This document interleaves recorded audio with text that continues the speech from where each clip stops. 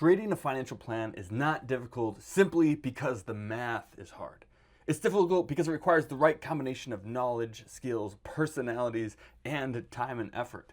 Hi, my name is Freeman Linde. I am a certified financial planner, an enrolled agent, which is a tax expert, and I help retirees every day to retire successfully and stay successfully retired. And part of that is through financial planning, which is arranging everything so that all parts of your financial life fit together and are optimized to help you have that successful retirement. And so today and over the next few weeks, we're going to be talking about what does it look like to create a financial plan. And if you want to create one, you need some C's, right? They say C's get degrees. Well, in this case, C's make financial plans. And so today I have 5 C's that you need or that someone else needs in order to create a financial plan. So let's dive right into that here. The 5 C's of financial planning, right? Those who fail to plan to fail. And so we want to just make sure that, hey, if we're doing this right, that we're planning correctly. And really the question isn't whether or not you need a plan, it's who should create it, right? And with that, then there's a couple of people that we could do, right? Before you decide to build a financial plan, decide who will build a financial plan, right? And so there's kind of 2 main things you can do. You got the DIY planner, which will be some of you, right? The do-it-yourselfers. You enjoy researching, learning, figuring out how to do these things, making financial decisions by yourself, and just managing everything from top to bottom all the way through. Those are the DIYers.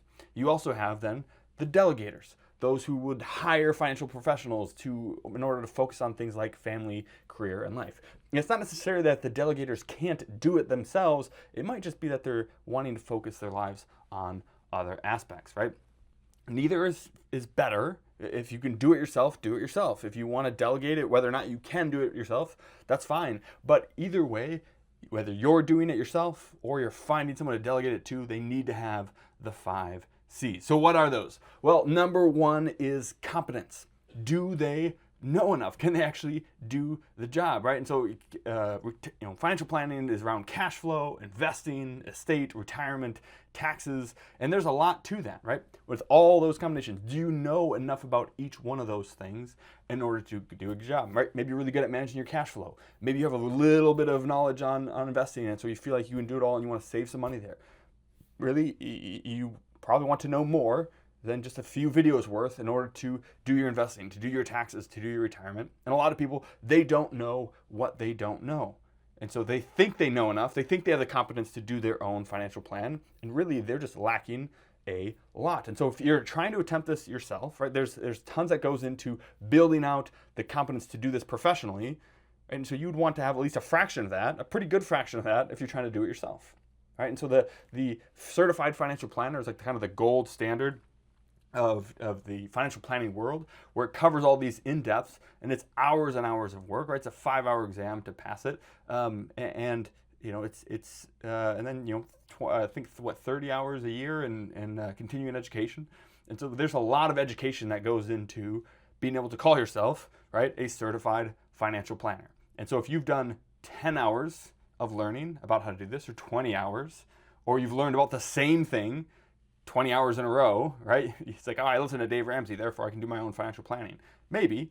And certainly some of you guys have done way more than that, and you do have the competence to do that. But I would just challenge you a little bit, right? If you think you have it, just make sure. Just make sure.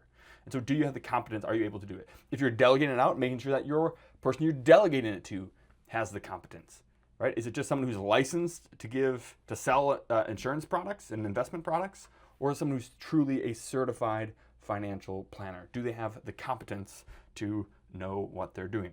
So that's number 1. Number 2 is capacity. Do you have the time and energy to do your financial planning? And that really is both of those things, right?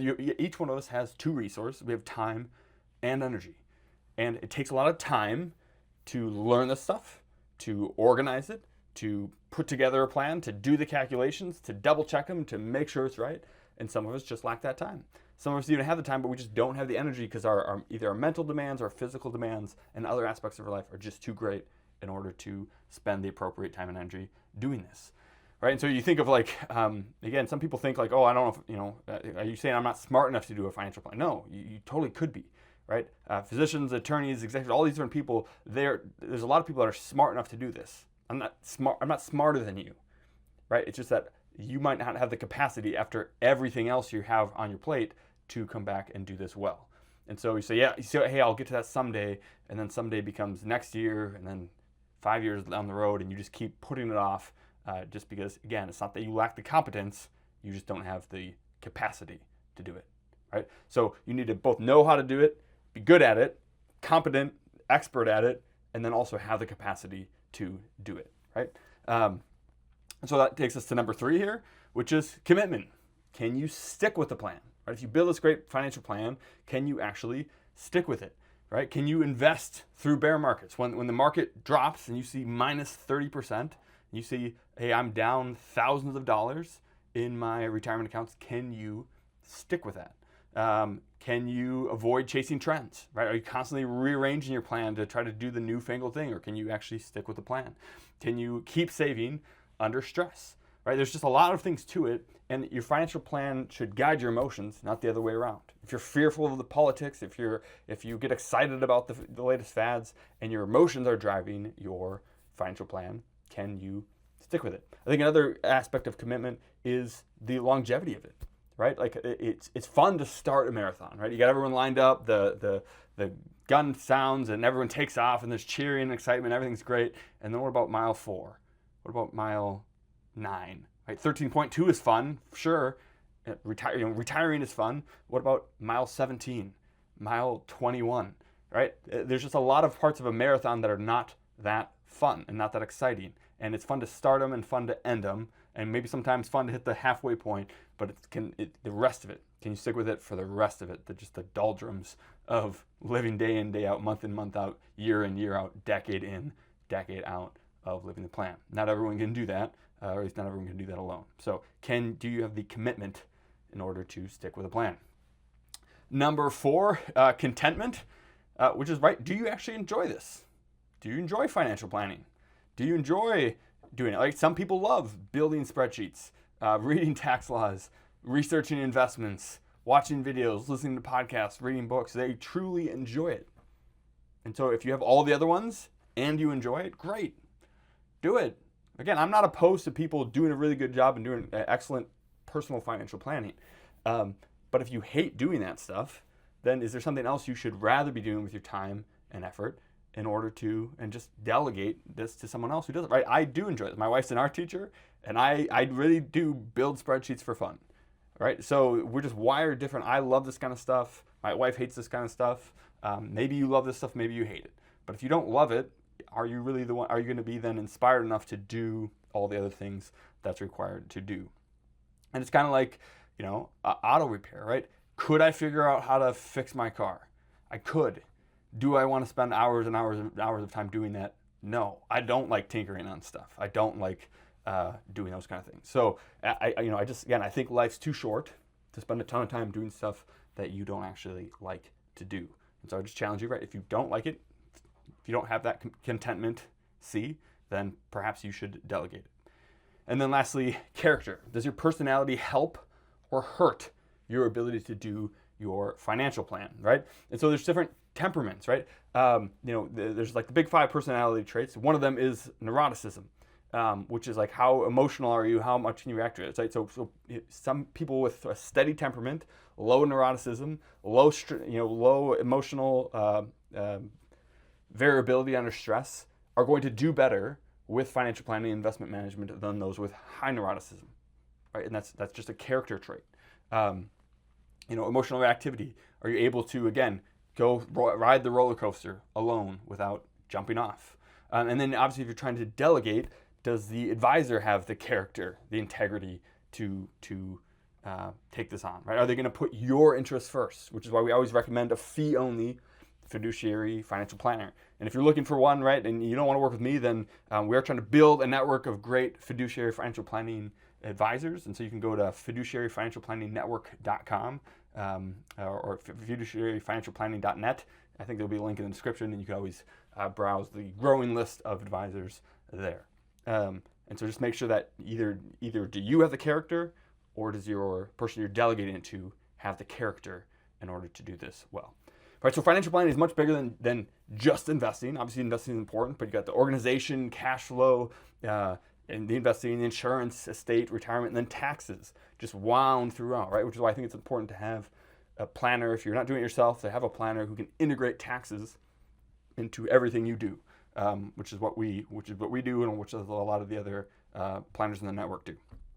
So if you're lacking any of these C's, right, that's a signal that you need help, not to hope for the best, right? We don't want to just hope for the best if we don't have one of these C's. We need to find someone that can augment those. So bottom line, again, is that you want the 5 C's if you're either going to create your financial plan, or you want the 5 C's in someone else if you're delegating to them.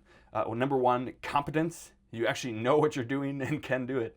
Number 2, capacity. You have the time and energy to actually get this done, and you're not continually putting it off, right? And again, that's where we always, we have deadlines, we have client meetings, things just to make sure that these things get done and to keep them top of mind, top priority, right? 3, commitment. Can you commit to this plan then for decades without wavering? Contentment. Do you actually enjoy doing this stuff? And if not, should you just delegate it? I know a lot of people that have lit everything else, they just don't want to do it.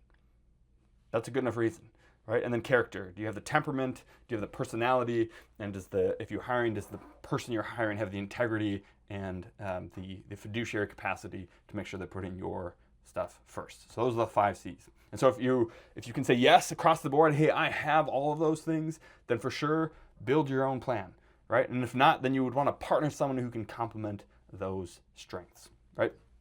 Again, it's not just about the money. It's about freedom to live the lives that you want to do. And money and financial planning just help you do that, right? Money is just a tool to help you live the life you want to live. And so if you're ready, right, we don't want to wait. If you don't have a good financial plan yet, if you haven't integrated all these things into one cohesive plan every year without a plan, you're missing out on missed opportunities. It's literally costing you in taxes, in lost opportunities, and all these things. So take the steps now, build your financial plan. So evaluate yourself on the 5 C's. Do I have all 5 of those? Identify where you're strong and where you're weak. Where do you need help?